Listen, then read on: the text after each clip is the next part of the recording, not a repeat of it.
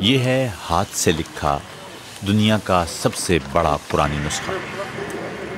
ये मजमूई तौर पर 500 मीटर पर फैला हुआ है।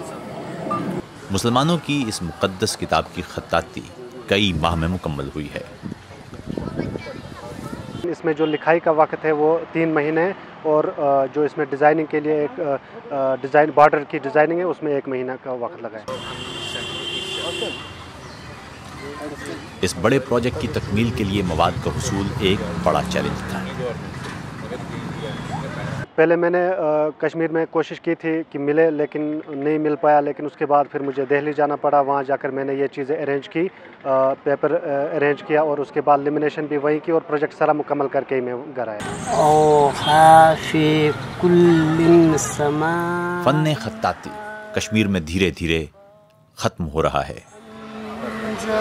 आज के ज़माने में ये सब किसी के जहन से निकल गया था। कुरान जे कैसे क्या होता है, कैसे आता है, कैसे लिखते हैं। इन्होंने इतिहास, एक बहुत बड़ा इतिहास इन्होंने ये रच दिया लिख करके। वैसे तो हम इंडिया में, वैसे कश्मीर में रहते, कश्मीर की तो बात ही छोड़िए, पूरा इंडिया में ऐसा हमने आज तक नहीं देखा था। हमारे बच्चे सबसे पहले आज के नौजवान जो गलत कामों में लगे, जो ये दवाई ववाई आज खाते हैं, उसके बदले अगर इस काम में लग जाएंगे, हमारा दीन और दुनिया यहीं आबाद हो जाएगा।